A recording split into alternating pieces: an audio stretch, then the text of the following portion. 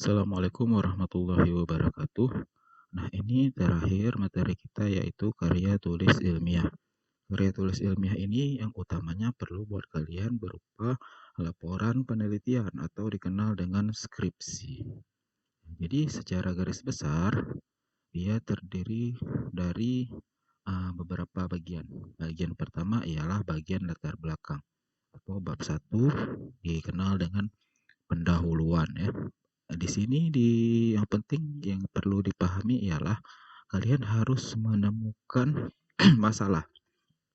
Untuk apa ada masalah? Nah, penelitian itu dilakukan untuk memecahkan masalah atau menganalisis hal-hal yang unik yang sesuai dengan bidang kalian. Nah, di sini ada latar belakang masalah. Yang pertama, latar belakang masalah itu ialah kondisi yang mendasari terjadinya masalah. Anggaplah misal kalian mengambil penelitian tentang kemampuan anak dalam mata pelajaran. Tentu yang menjadi masalah biasanya di sekolah ada harapan guru ataupun berdasarkan kurikulum, ada tuntutan kurikulum seperti anak diharapkan mampu menguasai A, tapi pada kenyataannya itu anak tidak mampu. Itulah yang menjadi latar belakang.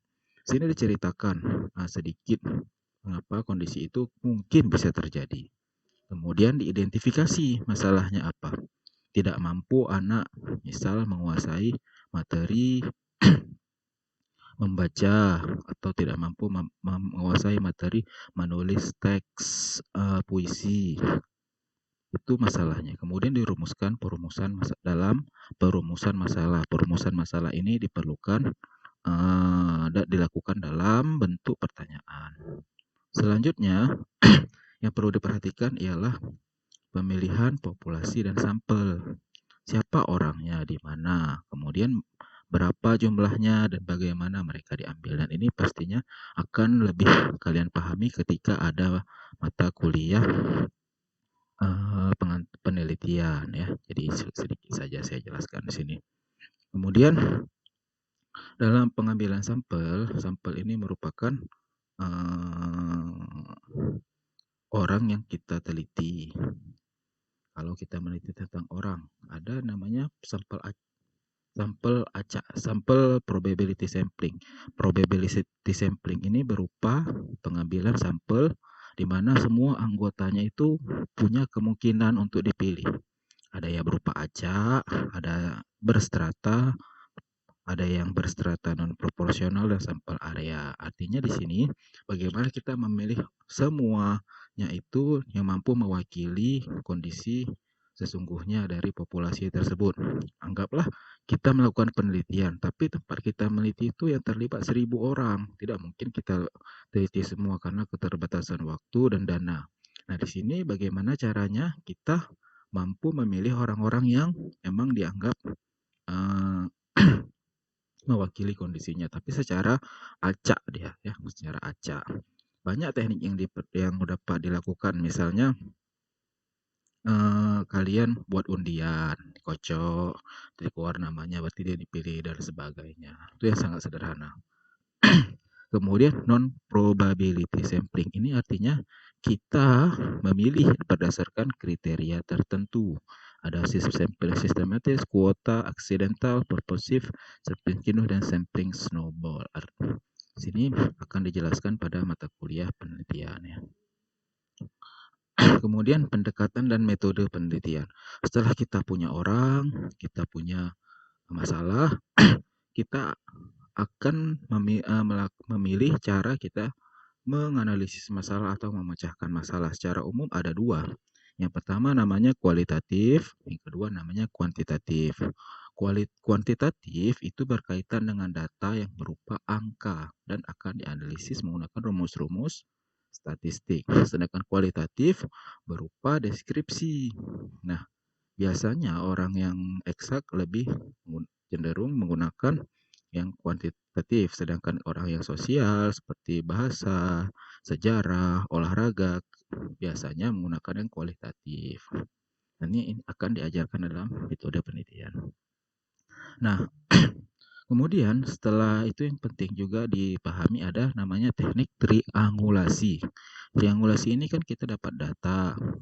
Data itu baik berupa dari tes, dari pengamatan, dan juga dari wawancara. Nah, itu harus dibandingkan hasilnya untuk mendapatkan gambaran yang sebenarnya. Misalnya di tes kita buat tentang kemampuan anak membaca, ternyata tesnya rendah, tapi di wawancara gurunya, anak-anaknya bilang mereka mampu, tapi kok bisa rendah. Nah, ini akan mengarahkan kepada teknik-teknik selanjutnya yang akan digunakan untuk menghadapi masalah seperti itu. Nah, kemudian hasil penelitian. Di hasil penelitian itu setelah dianalisis baru disajikan dalam bentuk hasil dan pembahasan. Hasil penelitian ini biasanya berupa data-data mentah yang sudah diolah, baik itu berupa bentuk tabel, ataupun grafik, ataupun hasil perhitungan statistik. Kemudian pada bagian akhir adanya simpulan. Simpulan itu dari setelah kita analisis semua, simpulannya apa? Apakah baik atau buruk, atau dan selanjutnya berdasarkan simpulan ini juga dipilih adanya saran. Berdasarkan masalah itu dan hasil penelitian dilakukan, sarannya bagaimana yang akan dilakukan di masa yang akan datang. Nah, kemudian yang penting sekarang ada namanya sistematika laporan, skripsi dan artikel ilmiah. Ini yang jadi topik utama sebenarnya. Nah, di bagian awal atau bab 1 itu atau sebelum bab 1 itu ada judul abstrak.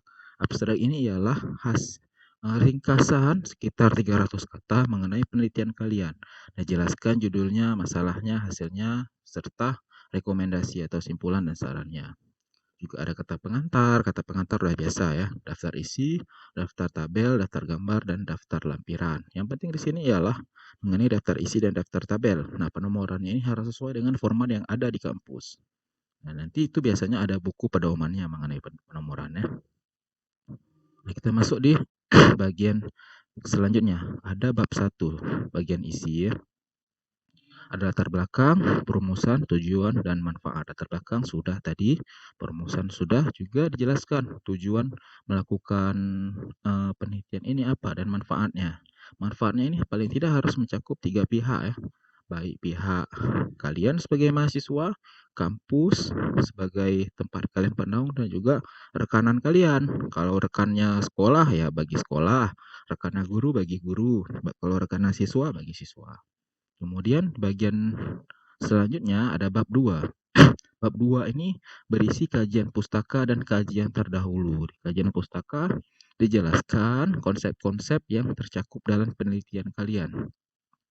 Misalnya penelitian tentang membaca, tentu dijelaskan dulu pengertian membaca, jenis-jenis membaca, teknik membaca, dan sebagainya. Kemudian kajian terdahulu ini ialah hasil penelitian yang sudah dilakukan oleh orang lain dan kira-kira sama, diperoleh dari artikel, paling tidak ada 5 atau 6 ya. Nah, bab selanjutnya ada namanya bab 3. Bab 3 itu berisi tentang pendekatan dan jenis penelitian, populasi sampel, teknik dan instrumen pengumpulan data, dan teknik analisis.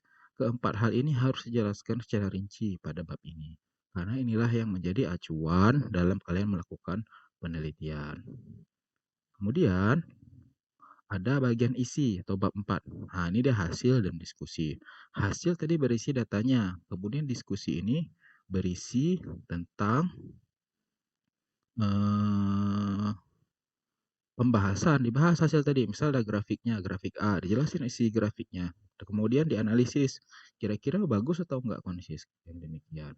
Selanjutnya ada namanya bab terakhir, penutup. Ada simpulan dan saran. Nah, inilah bagian yang penting dalam laporan penelitian.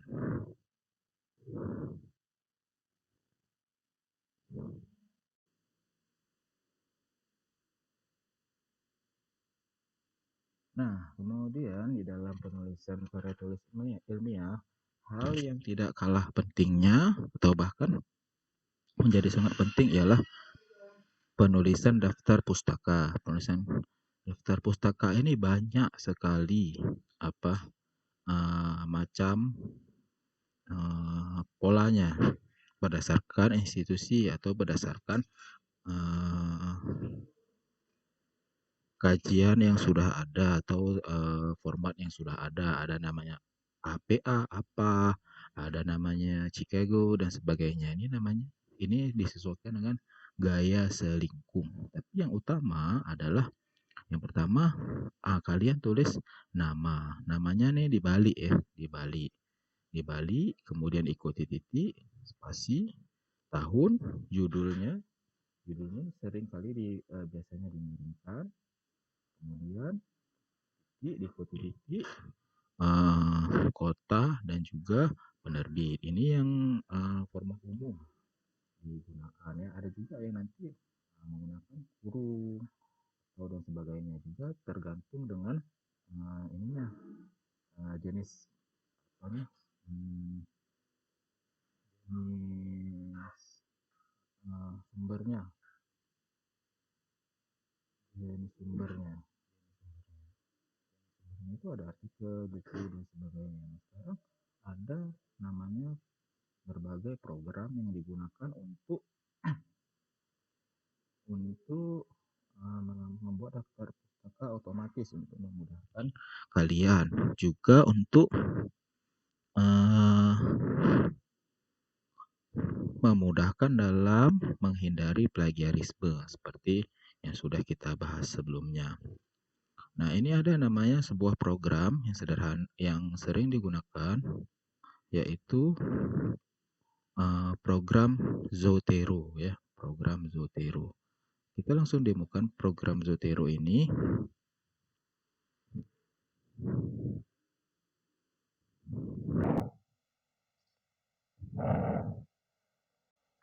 Nah, selanjutnya saya akan memberi contoh Zotero ya. Nah, ini Zotero biasanya bisa di-download langsung di Google, langsung diketik Zotero standalone. Sini sudah saya download. Kemudian kita buka.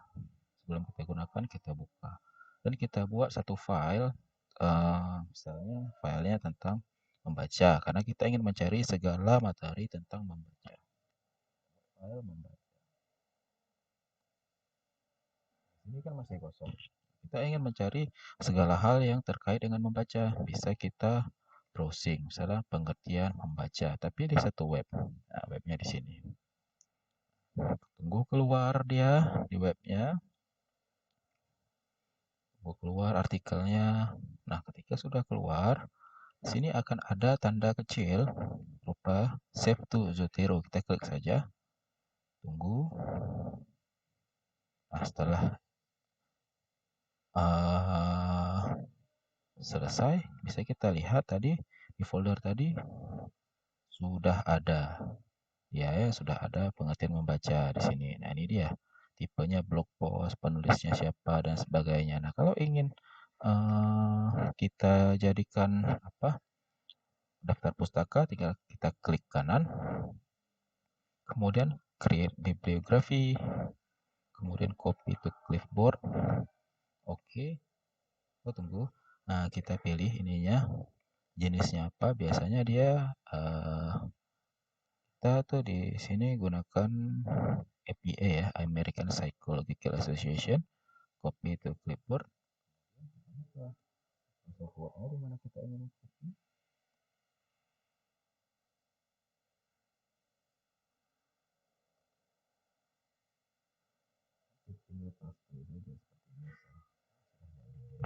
Daftar pustakanya berupa artikel dari halaman web.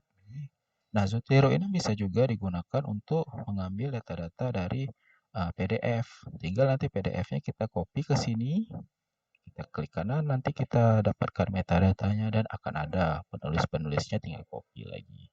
Nah, saya rasa inilah sedikit mengenai daftar pustaka. Yang perlu dipelajari ialah format-formatnya tadi ya. Nah, itu saja saya akhiri. Sampai jumpa di lain kesempatan.